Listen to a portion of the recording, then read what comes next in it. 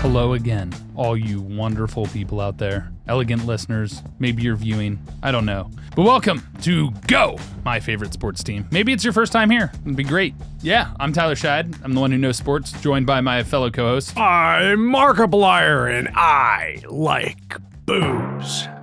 Am I on the wrong podcast? I think you might be on the wrong No, podcast. this isn't the sex podcast? No. This isn't the sex sports podcast. No, we already covered is sex a sport. Yeah, but I mean like the podcast where every episode is about whether sex is a sport. This isn't that one? This is no.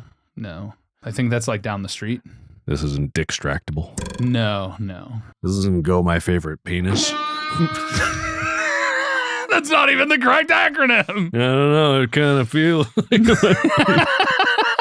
I don't know what you mean, man. Anyway, yeah, I'm Mark. I don't know sports is good. And today we are chilling. We're not going to talk about sports today. We're going to talk about burros some more.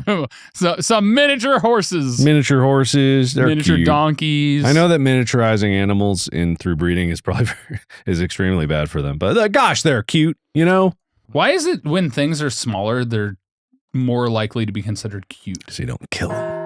So you don't kill them? I don't know. It's like for most animals, the smaller ones are cuter, and I think it's just like an instinctive thing that like, hey, the babies, maybe you shouldn't kill them because they're adorable.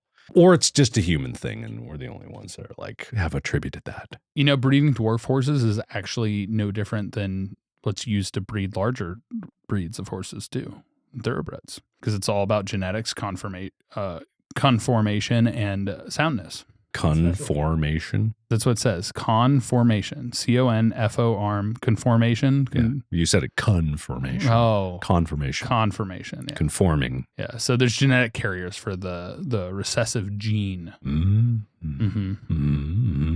Meaning a healthy looking horse could still carry the gene and pass it on. So, but if both parents carry it, there's a 25% chance the foal will be a dwarf. Well, isn't that interesting? There's genetic tests. There's a whole lot of things that go into it, but it doesn't seem to be as bad if it's already being done anyway for horses in general. All right. Well, there you go. Anyway, this is your horse podcast, here to talk about all your favorite horse dreams. Our first guest, a horse. I think the editors can handle that. You don't need to handle that. The editors are all... I forget about that sometimes. I think I have to make all the noises and do all the things. No. You're good. You're in the clear. You don't need to worry about that. No, but today is actually a special day, and it is a sports day, an historic sports day. And historic sports day. It's about rowing. Rowing? The head of the Charles Regatta, October 17th and 18th. One of the biggest rowing regattas in the world, if not the biggest. What's a regatta? It's a rowing race with multiple boats. Okay. And this year, it will be the 60th anniversary of the race, where more than 11,750 rowers from around the globe will compete in the regatta, while 400,000 spectators watch. It's a big event. That sounds like a big event. Yeah. It's not horse related, but you do need some power to be able to move those boats. Have you ever rowed a boat, Mark? Rowed a boat? Yeah, like. I mean, a canoe, kind of. So I guess that's a little bit of rowing. That's paddling because you're not using both. Oh, then no, I have not rowed. Have you used a rowing machine? Yes. Okay. I hate them.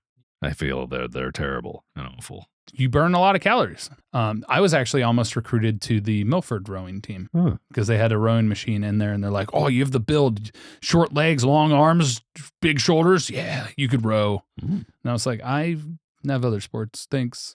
Bye." No, I never had a chance to be on a rowing team. I never had a desire because I don't really like the water. And but just you've overall, never like randomly rowed like a rowboat? No. Gotten in a rowboat? When would I have every time I've rowed anything, it's been like a paddle boat or a footy boat, footy paddle boat, paddle boat, footy paddle boat. You know? Yeah, you pedal and it goes. Is that a pedal boat or is it called a paddle boat? You were a peddler or a paddler, but you were never a rower. Why you gotta be so specific? I'm just making confirmation of what you were because you were pedaling. You were pedaling drugs. Were you pedaling drugs? No, I was just paddling a boat. Why are you asking me so many questions? Were you paddling like paddling somebody's butt? Move on. Okay, sorry. But the rowing regatta, big event, really cool. This year, same place it's always been. But this is a very famous race. I believe it's a college race, a lot of college teams. So it goes back to like Harvard versus Yale versus Brown versus a lot of the Ivy Leagues. but I think Stanford occasionally goes to it. Let me see who's in the competition this year. Ooh, there are clubs also, not just colleges, but there's high school and clubs from various counties and countries. Why do we not have a list of who's competing? It's a 3-day rowing competition. We have the 1863 Boat Club, the 1877 Club, the 1980 Rowing Club, the 2005 U.S. Men's Junior 8, 612 Endurance. Let me find Arizona Junior Rowing. Or is this just going to be? There are so many clubs on here. I mean, I bet. I mean, most schools have a rowing. Cambridge Boat Club. Yeah, it does seem kind of in a more elitist thing where you'd have like the Cambridges of the world, but Club from Norway. Oh my God, Norway and row. What is that? What is that? Romania? No, Romania. Yeah, that is Romania. Colgate University. So this is listing all the boat clubs that are in here. So you're going to find like Harvard. We're just in the C's, and this is alphabetical order. This is so many teams. This is insane. Crew Club, VCU. VCU is going to be there. They're based in Richmond. Shanghai. We got Dare to Dream Rowing Club from Shanghai. Look at this. Most are U.S., but we've got teams from China, Canada, Romania, Ireland, France. This is a massive event. Again, we're only in the F's. Look at the scroll. That was a lot. I mean, it's an Olympic sport, and I know it's pretty big, and I know it's, the only problem that I have with rowing, and maybe this is getting too early into this, is that it's very hard to get any kind of scale of what they're doing besides their movements, right? Because like when you're on a boat, it's hard to see your speed relative to the shore. So it's like actually viewing it from the perspective of a viewer. It's like, I can't tell because the camera just follows them. It's not like it's not like from the side like you're actually sitting there, but they move. Oh, I'm sure they do. And I know that they're very strong and very athletic. I hate rowing on a rowing machine. It's just like getting there. But there are a lot of teams in this. So you can tell this is not just big nationally. This is big internationally. So rowing in the regatta, there are a few different boats. So modern rowing boats are made of carbon fiber, replacing the wood boats used before the 1970s. But there's the 8-man, which is a shell with 8 rowers and a coxswain, or coxswain. That's how it's pronounced. The plus sign next to the number refers to the phrase with, meaning with a coxswain. Coxswain. This is called a sweep boat, 8-man boat. It has 8 plus. Then you have the 4s. You have the 4 minus or the 4 plus. So you have the coxswain or the without a coxswain. So it's coxless 4s is what it's called.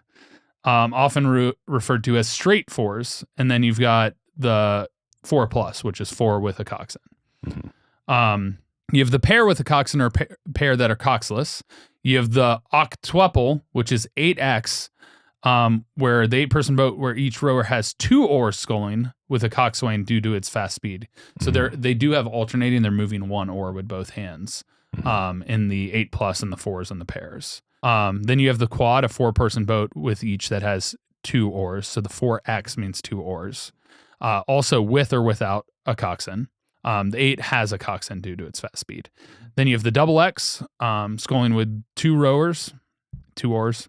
And then you have the single, which is the 1 person in a boat. Here's a visual for all those things I was describing that I forgot I had right there. Right there. Single pair, double, cox 4, quad, convertible, 8. Why is it called 8? So it's an 8 plus or 8 minus, but... Wait, but isn't there 8 on the quad convertible? No. There's 4. I'm stupid. They're doing 2. The other guys have 1 each. Yeah. Oh. So the difference between a paddle and an oar is the length and the size. An oar is much, much larger. I see. It makes sense. But you can see the size differences, like the length, the width that's here. So like the single is 8.28 meters, whereas the 8 is 17.6 meters long. You can see the width difference as well, but overall weight. Obviously, the bigger the boat, the heavier with 8 people versus 4, it's well, that's just the weight of the boat. No, I mean like it's not doubling the weight of the boat. So honestly, it's still easier for each person, less weight for each person to do so. For the record, regattas take place generally on naturally formed bodies of water, like rivers. So each one is unique and will vary over time because erosion and the shape of the river will change. However, the body of water needs to be at least 2,150 meters long and at least 108 meters wide. or 135 meters wide for a world championship. The course for the head of the Charles Regatta starts at the Boston University Boathouse and goes almost immediately under the combination of a railroad trestle bridge and the BU Bridge. It then proceeds through 5 triple arch bridges to the finish line approximately 3 miles upstream. You are fighting the current. So 4,800 meters upstream. Damn. Like a salmon. But on top of the water. Can fish crossbreed like horses and donkeys can? Probably. I'm surprised that doesn't happen more, considering it's an ocean. They kind of just blast their eggs all over the place. It's true. And then they blast their seed over the eggs. Well, I was going to omit that part. Oh, well, I thought it was important to note. I think people know how it could go rogue and hit on another fish's eggs. Yeah, it could. Yeah, that was implied. Yeah. We're trying to keep this family friendly. We didn't start family friendly. Why are we switching? How did we start? What are you talking about? I don't remember how we started. What did we talk about? What were we talking about? I don't remember. What happened? It was how you introduced yourself. Huh? Go my favorite. What? Oh, right. Yeah. Well, that was all him. That was not me. Make what do you mean? him say all the things I said. That was not me at all. All him the whole time. But if you want to see the course. Wow. That is a river. So there's a different launch point for singles and doubles. But bam to bam. Well, that's nice. Pretty crazy, right? Pretty crazy. And how much elevation was that again? The distance total is 4,800 meters. It doesn't tell me the elevation gain. I guess water doesn't really elevate that much. Yeah, so that's the start chute. The view for the Coxswains race course from the start line, the right-hand shore to starboard is the Cambridge shore, and the left-hand to port is the Boston shore. And the race course is bounded by a continuous line of orange buoys to port, Boston side, and an intermittent line of green buoys on the starboard side, which is the Cambridge side. Where there are no green buoys, the Cambridge shore is the right side boundary of the course. Understanding the bridge map is a whole thing. Okay. There's a diagram with a bunch of bridges. There's arrows going up in the center of all these 3 arch bridges. And there's an arrow going down in the left one of all. But on the right side one, there's one that says not recommended, 2 arrows up and 3 X's where you die if you go through there. Yeah, so certain directions are for current racing. The far left side of every bridge is the return side. So after boats complete the race, they'll be coming down the return side. And this is to avoid collisions.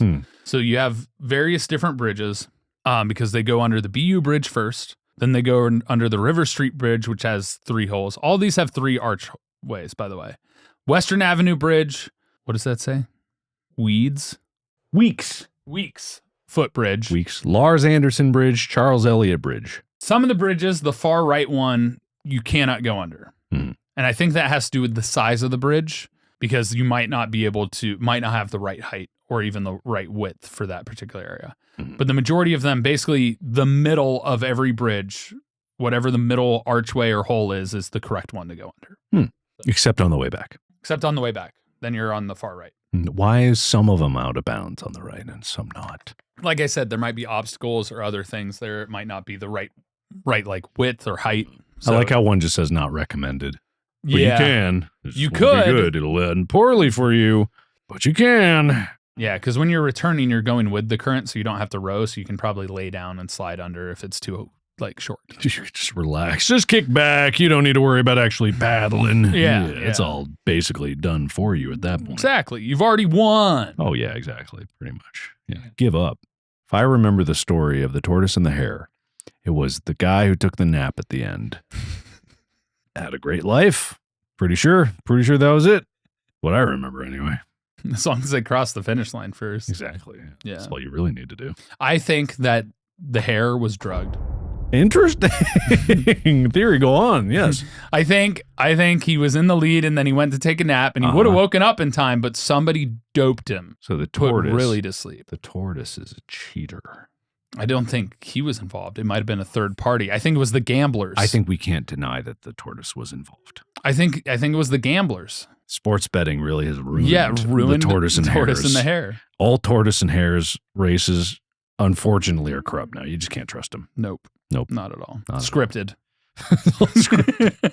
It's just a WWE match. If anything, actually, I think the tortoise and the hare is actually the most scripted sporting event. I'm pretty sure.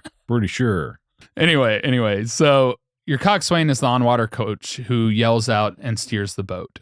He navigates the course and executes strategy. A lot of times he'll yell at numbers, which has to do with pacing, how fast they're going to row. He's at the stern and he faces his team. He faces the stroke team. So he's always facing backwards from the direction they're going. Mm-hmm. And he's the lightest member of the team. You want the least amount of weight because he's not pulling his weight. He's literally along for the ride. Yes.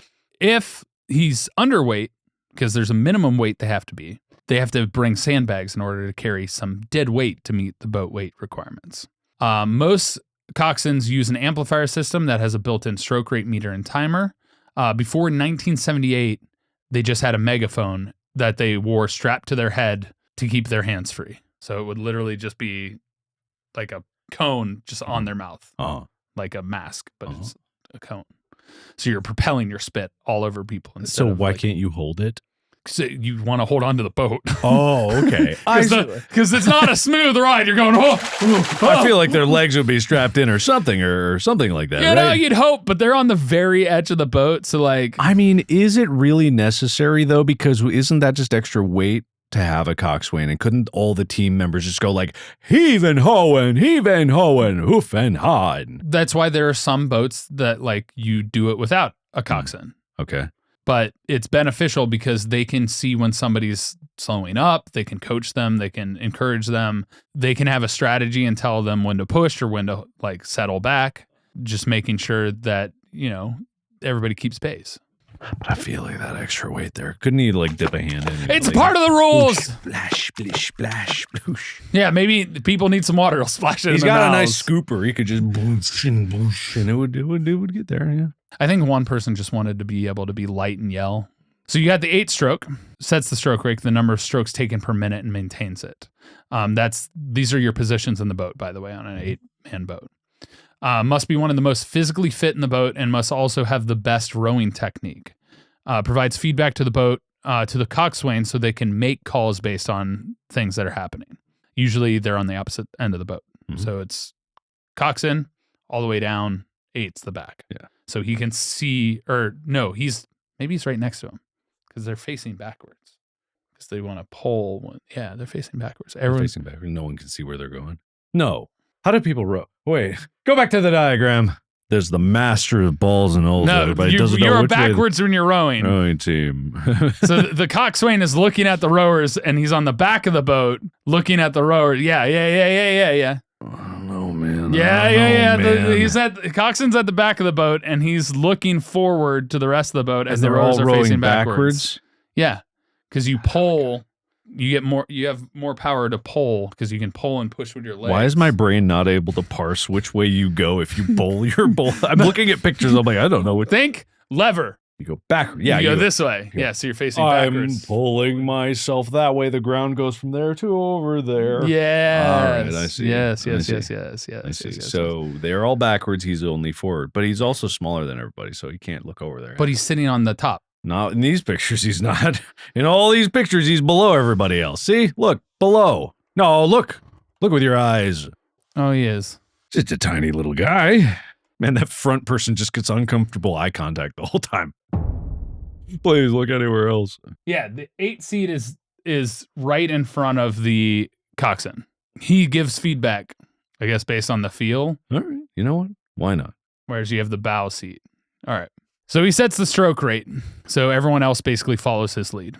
Then you have the 7, who's the buffer, who acts as the buffer between the stroke and the engine room and passes the timing of the stroke back to the rest of the boat. Engine room. Yes. So the engine room, these are your hog mollies. These are your power producers. Your hog mollies? So the buffer must perfectly mimic the movement of the stroke oar, which is the number 8.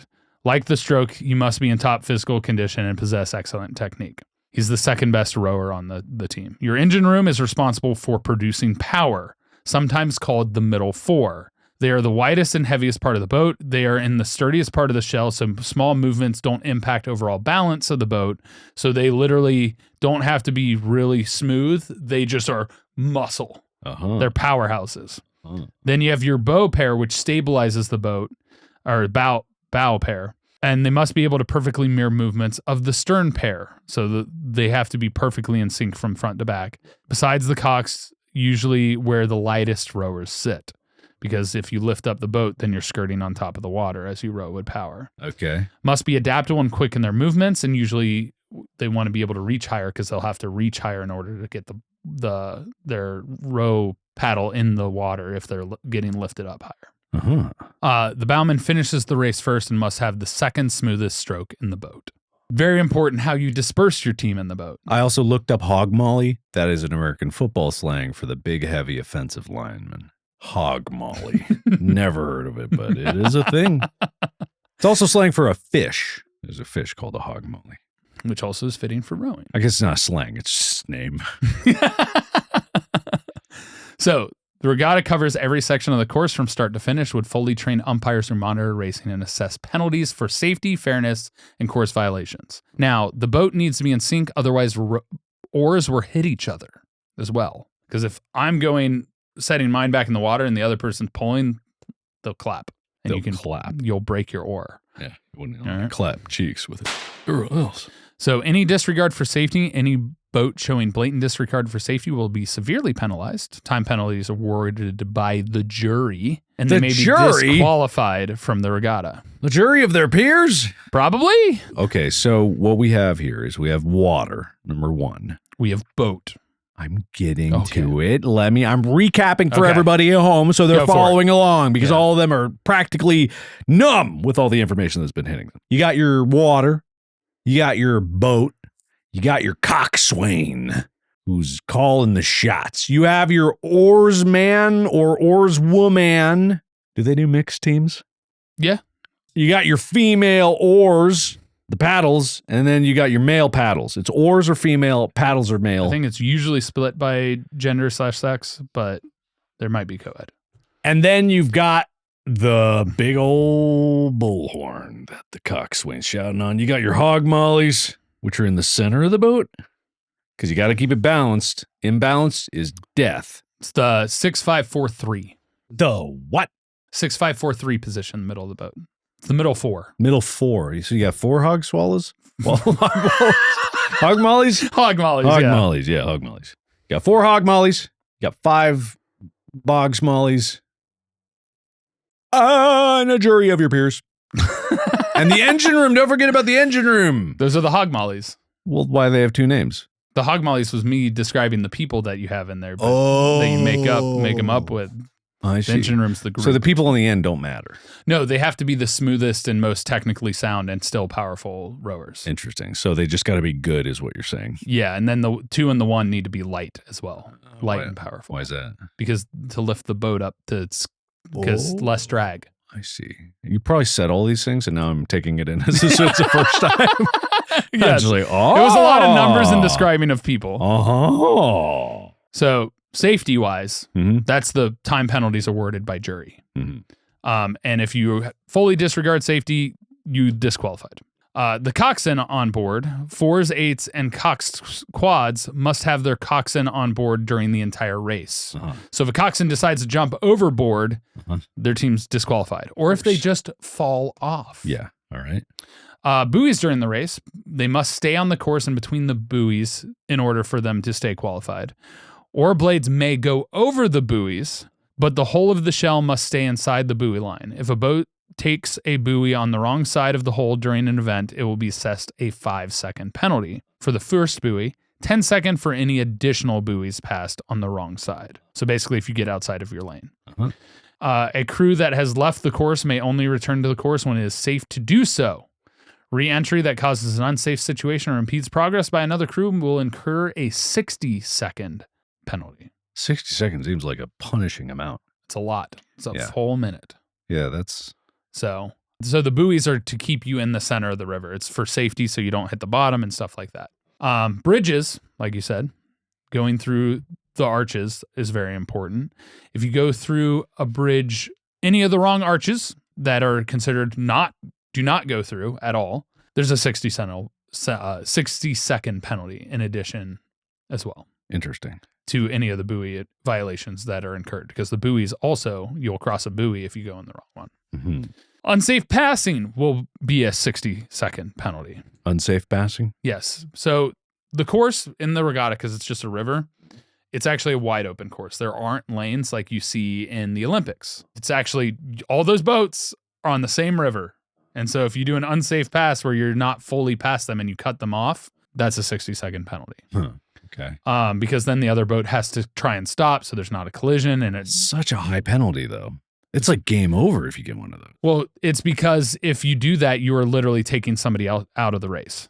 So if it's unsafe, they need to be punished because they took another boat out of the race. That makes sense, I guess. Non-yield, when a passing crew, the passer, closes to within one length of open water on the boat being overtaken, it is the responsibility of the slower crew team to yield the line chosen by the passer in a timely manner. How can they tell which one's the faster? The one that's passing is the faster. If the consistently one boat is getting further ahead. I guess that makes sense. It's in the grand scheme of things, these aren't incredibly fast, so you would notice it. Like it's like, oh no! There's some time lead up to it, right? Yeah. Okay. It's also a long boat. Yeah, that's true. That's true. It's all true. So if you don't yield one time, you get a 60-second penalty. Okay. If you do it 2 times, the second one is 120 seconds. Oh, and the third one is full disqualification. Goddamn. They'll sink your boat. They got cannons on the side. That's what the jury of your peers is actually the cannon operators to blast your boat to hell. Exactly. I see. Yeah. All right, baby Mark. With your baby rowing team. Oh god, all babies? All babies. Why does it have to be all? This is the babies? baby squad. Why? Because if you're competing, you got to compete against this level equal peers. Sports integrity, competitive integrity, baby versus baby. All right. Before the race begins, all competitors have to head to the start line shoot area at least 5 minutes before the start of the race. Oof. Being on time is insanely important because not only is timing everything in rowing, but if you're late to the start, your entire team is disqualified. Well, that makes sense. You're not there. Yep. So when it's 5 minutes until the start of the race, your team and others will line up in the queuing areas near the start line where the team waits depending on your racing number, and then you get into your boat based on that order. Boats then assemble in the queuing zone in numerical order in 2 rows with odd numbers on the Boston side and even on the Cambridge side. Once a race official signals, both groups will head to the start line, leaving about 2 to 3 boat lengths between each boat. Okay. So this is a pretty dang wide river. Yeah, this is pretty wide, yeah. When it's timed and signaled for it to start, they start the race at 15-second intervals. While you can pass and be passed by other racers, your main goal is to have the fastest finishing time. So it's kind of like a time trial because they have to space you or else it's too crowded. Yeah. Your team needs to work in perfect sync. So, baby Mark, you're probably one of the hog mollies in the middle, if I remember how your mom described you as a baby. The biggest baby, practically human size. Human-sized baby. Human-sized baby. So a normal baby, you know. You're going to be in the middle. You're the engine. You're part of the engine. Use your big muscles to drive that boat fast and live in your power. Mm-hmm. Even if you aren't the first boat to cross the finish line, although chasing a boat does generally motivate, that doesn't mean you've lost because of the staggered start times. If you're one of the last to finish, you may have the fastest time even though boats have already finished before you. Pretty cool, right? That's not bad. And hey, you're going to get in crazy good shape if you row. It's terrible and hellish exercise, but it's a full body, right? Yes. It's also, you remember in wrestling, they have weight classes and stuff? Yeah. Your weight is also important because it affects the overall weight of the boat. That's true. So your weight to strength ratio has to be. So your entire team has weigh-ins, all the practice. I mean, you're rowing against the river current and you're going generally pretty fast. Let me see what the average speed of an 8-man rowing team. What's the best exercise for physique? What do the people say gives you the best, like, aesthetically physique? I think calisthenics, usually a lot of body weight stuff. Because here's the thing, it all depends on your body makeup beforehand because everyone's individually different. Yeah. To burn the most fat is actually slow, lower heart rate exercises. Walking at an incline is one of the best ways to burn fat. But this is talking physique. Like which exercise? I think rowing's up there, right? Rowing is very high. It burns physique, a lot of calories. But also like your whole building body. the right muscles to give like an aesthetic. It also, can be a problem. It can cause a lot of back pain if you don't know how to do it properly. And a lot of people don't. I certainly do not. A lot of people end up pulling with their back, which you are not supposed to do. And that's a whole thing. Because rowing, you're using your legs, you're using your core, you're using your upper body, your back. The only problem with it, everything is pulling. So a lot of the push, like unless you're using an actual oar, especially on a rowing machine, there's not resistance there. An oar, there's resistance, which is also a part of it that people don't realize. When people are rowing in rowing races, they turn the paddle also when they push. So it's more aerodynamic and have less drag. So they get, every little advantage they can. The forearm workout is kind of crazy too. I bet, yeah. And how long is a race? I read it here. I wasn't listening. You think I listen when you talk? Sometimes. Yeah, sometimes I do. 4,800 meters, 3 miles, roughly. I think I've rowed 500 meters once, and that was hell, so I can't imagine doing 4,000. So world-class 8-man rowing teams can achieve speeds of approximately 14 miles per hour. And that's movement compared to land. That's not movement against the current. So overall speed, if you compare it to the resistance, significantly more. But the Canadian men's 8 in the 2012 World Cup hold the record for fastest time of 5:19:35. Rowers weighed a combined weight of 792 kilograms. Fastest 8-man rowing speed ever. Fastest ever was Germany, 5:18:86, which was in the World Cup 2017. Well, that's a lot. Moving pretty fast. But let's get into the history of it. We can't ignore the history of the regatta and rowing. We've had a lot of boats. A lot of boats. A lot of boats in the day. Yeah. Rowboats are very standard because they're easy. One-man rowboats. I've done that for fishing. It's very boxy shaped. I wish they actually went to a cone because there's so much resistance. Rowboats for fishing? You've been in rowboats for fishing? Well, have you ever seen those wide rowboats? I've fished off a rowboat. I don't know what you're talking about, man. You're talking about in the medieval days when they got that big drum and they're like, oh, bonk, bonk, and they got everyone in the unders. It's hot in here. It's usually like aluminum. I turned on everything. I don't know why it's hot. In here. The air's not blowing, man. It's hot. I'm hot. All right, we're almost done. I'm warm. Here's your traditional rowboat. I can't finish this with it being so warm. Help. Help. I'm helping. Everybody at home, help. Help. I'm warm. I hear it now. All right, okay. Continue. All right. Now you may continue. All right. So the history of the history of rowing and regattas.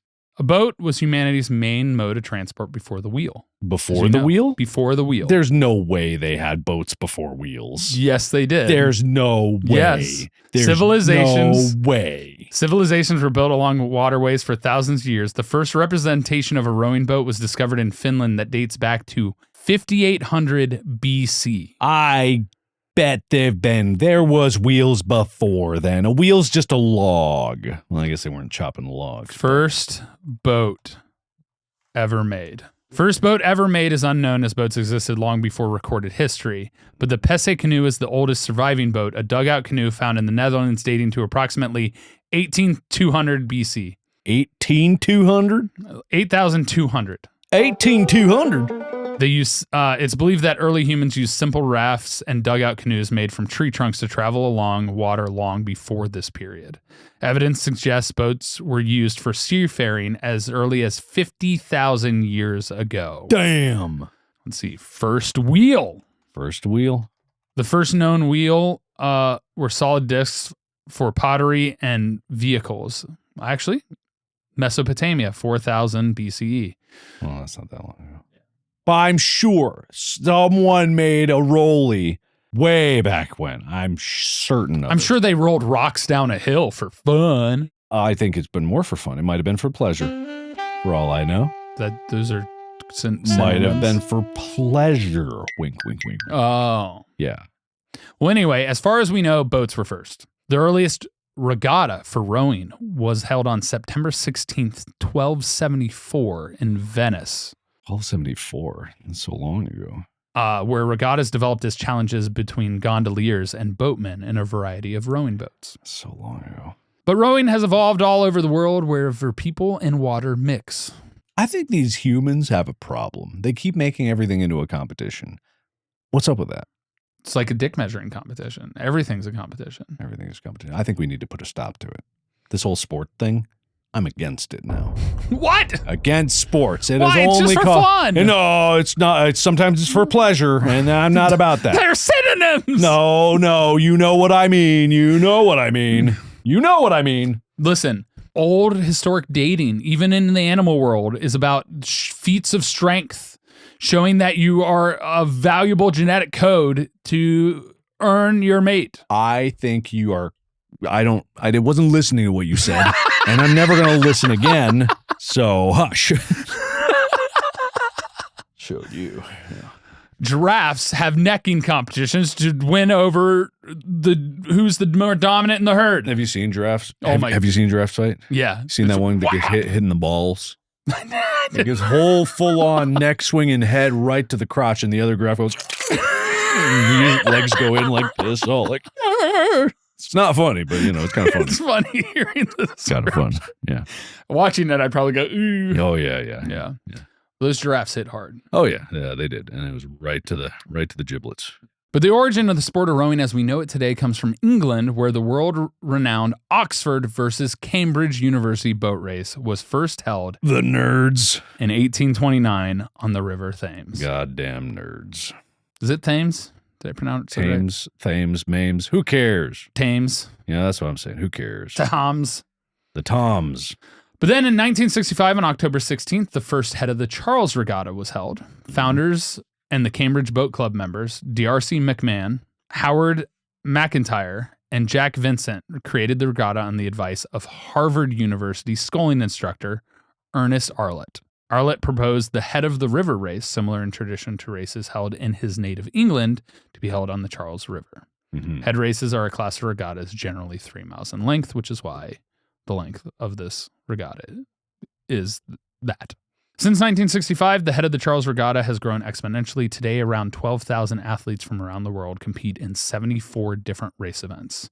In 1997, the regatta grew to a 2-day event and now attracts hundreds of thousands of spectators during race weekend in October. And evidently this year, it is 3 days. Damn, that's too much rowing. While hundreds of thousands of people line up along the riverbanks and bridges to watch the race in person, you can see it online at the official Head of the Charles Regatta YouTube channel, which is literally Head of the Charles Regatta on YouTube. So you can watch it, which is pretty cool. That is pretty cool. Unlike other sports that you can't watch, this one you can watch. Or are hard to get into, like Behurt. Now, well, that's true. Now, again, besides the aesthetics, it seems like a bit of an elitist thing to get into. I'm not going to lie. You got your Cambridges, you got whoever the other people were. It's a lot of Ivy League schools. It's a lot of Ivy League schools. And so it comes, I've always seen rowing as a bit of a pretentious sport. Well, it is expensive. Carbon fiber boat, the oars, the team, and you have to have multiple boats. You have multiple teams. Yeah, really not something you get casually into, but rowing machines are in almost every gym I've ever seen in my life. Yeah. Which makes it interesting that there's such a jump between like the rowing as an exercise versus the rowing as a competition. There's a lot more people that do it for an exercise than they do it for a competition. I'm betting they do virtual rowing competitions using rowing machines. Probably. I mean, I'm nowadays they probably. You know how they have like the esports racing, like motorsports? Yeah, Like even if you do it like a Peloton, yeah, you get the competition. So there's got to be like leagues that do that on the Peloton, on rowing machines. Obviously, rowing machines, I don't know if you can do an 8-man and do sync, but you could do 1v1. I mean, technically, I guess it could lump you in, like, you know, Tetris 99, but it's rowing 99. So you randomly get competed against other rowers. It could be fun. Heart of Champions is the rowing movie I watched that inspired me wanting to do the rowing episode, by the way, which is based on a true story, and it involves this specific regatta. It's about a team, and they lose one of their members to tragedy, and the whole thing happens. But it's pretty good. There's also A Beautiful Thing is another rowing movie, and The Boys in the Boat is another good one as well, which The Boys in the Boat is based on Team USA. But yeah, rowing is a lot more accessible than people think. It's hard to get into it in high school. Yeah. Because unless you're in those areas where they have regattas, river, or you have boat clubs. Yeah. Because that's the other thing is every place that has a rowing team is a boat club. You'd think Cincinnati would have more given that it's on the Ohio River, but maybe not. Well, there's the Cincinnati Rowing Club, but it's located in Newport, Kentucky. Cincinnati Junior Rowing Club, University of Cincinnati Rowing Club for college students. They just don't have rowing teams. Part of that has to do with like funding for athletic departments, a whole other thing. Yeah. But Queen City Rowing is also there. But there's no doubt in my mind, even as much as I hate it, I recognize it's one of the best exercises you can do. And you can do it anywhere. Most gyms have them. And honestly, you don't need to go very hard because you're using your full body. Like what's your name? His name. This guy, Wade, I think. Tyler! Wade was saying, no. You just need to go, like, walking uphill is a good thing. And basically, rowing is like walking uphill. Just do nice and easy. Good technique. You're going to have that killer physique. And it's also going to burn a ton of calories because so many muscles are involved. Also, I have hair, so I can't be Wade. What? There you go. Hi, Wade. Welcome to the podcast. What's up, guys? Hey, guys. See ya, hey, guys. See ya, guys. He did the salute. See ya, guys. Yeah, he sure did. Does he not do it anymore? I don't think he does. I don't know. I haven't looked at his videos. Oh, I love that his first picture that comes up is this. I love that is his first picture. Hang on, I think that's like, did he post that before he did the Guinness in his Lucky Charms video? Wow. Oh my God. Man. Do you remember that video that he did? No. That was wild. It was gross. I bet it was. I bet. Yeah. Well, that's a millennial smile if ever I saw one. Anyway, it's up on screen right now. Anyway, let's look. Let's take a peek. Oh, wait, Blueprints. That's right. It would be there. Yeah, Blueprints. There you go. All right, I'm ready. I want it. I want the... You want the See Ya guys? Oh, wait, no. He doesn't do it? Oh, because he streams it. He doesn't do See Ya guys. Yeah, whatever. Yeah, he doesn't really record for YouTube by itself anymore. See you in the next Royal Jigsaw house. He did this. Oh! But he didn't say See Ya guys. Damn it. Dang it, Wade. Damn it. We need to yell at him. We're going to yell. I'm yelling at him right now. Yeah, we're yelling at you. Or whatever. Is even in that thumbnail, it's him doing it. Oh my God. All right. Well, editors, you need to pull up for the end of this video a bunch of See Ya guys from Wade. Yeah. You got to dig deep, apparently. Dig deep. Honestly, just go and get the ones from Settlers of Catan. yeah, that's true. Still my favorite series on his channel. Oh, man. But anyway, that's going to do us. It's going to do us on the sex podcast. Hey. That's going to do it for this episode of rowing to get the most perfect physique ever imaginable. So you can have the best sex of your life. Absolutely. Because you can't have good sex unless you're in good shape. Exactly. Endurance is important. If you want to yell at us about why we didn't talk about more sex or that we talked about sex too much, go to the Reddit, reddit.com/r/GMFST. If you want to share with us that you rowed and how fit you got from rowing, you can do that there as well. Yes. You can also get some awesome swag to wear when you're super fit from rowing or not super fit and are going to get super fit, or you just want to feel comfy and look good. There was a post on the subreddit that I have to ask you about before we adjourn. Okay. Someone's saying... store.gmfst.com is where So it was someone saying, it hasn't happened since 1936. But a reminder that if an NHL game, well, that's hockey for those who don't know, probably don't know, NHL is hockey, game goes to a 6 overtime, they drop the second puck. I think we talked about that at one point. We couldn't have. We never talked about hockey. We've talked about hockey. When? We did the hockey primer. We did the underwater hockey primer. We did the hockey talk about hockey. We did the PWHL, which is women's hockey in the Women's Hockey League. I don't think we've ever done a hockey episode. And I went to the Stanley Cup and watched it. And that's a video on the GMFST YouTube channel. And we talk about hockey a lot because we have a whole squad of hockey fans in the Discord and they all say the hockey primer was fine. Okay.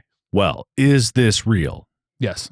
Is it? It is. That's true? Yes. Okay. Is this also real? The additional rule where in the event of a 7th overtime, which has never happened, 5 pucks are in play and a face-off is taken simultaneously at all 5 face-off circles, which each team playing 15 players plus goaltender at once.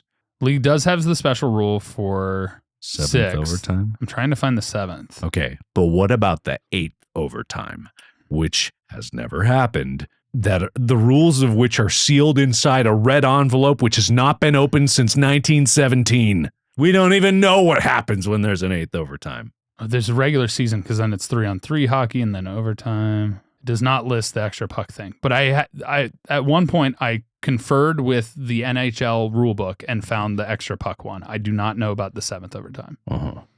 So unclear if that is accurate. But yeah, overtime in hockey, by the way, the NHL, is sudden death. So once a goal is scored, it's over. So it's hard to reach that many overtimes. Either both teams suck or both teams are just so good at defense. Because if you have no goals the entire game and nobody can score, then it's like... Do you think that there should ever be a game that people kind of throw and it just so happens that there's an overtime because they planned it just to see what's in the red envelope for the secret rules? That'd be cool. I don't think that'll ever happen. There's too much money at stake. Especially now that gambling's involved, but it could. What if I gamble for the 7th overtime? If you buy 2 teams, I don't think you can buy 2 teams, but if you somehow have 2 teams, you could make it happen. I'm typing to enter my bet to make this happen right now with our sponsor, Oh Gambling Addiction. Oh, we've broken our rule. It's because Wade's here. It's Wade's fault. Wade, get the fuck out. Well, that's going to do it for this episode. Thank you guys for watching. Thank you guys for listening. We're out of here. You want to do Wade's outro? See ya, guys. See ya, guys. See ya, guys. See ya, guys. See ya, guys. See ya, guys.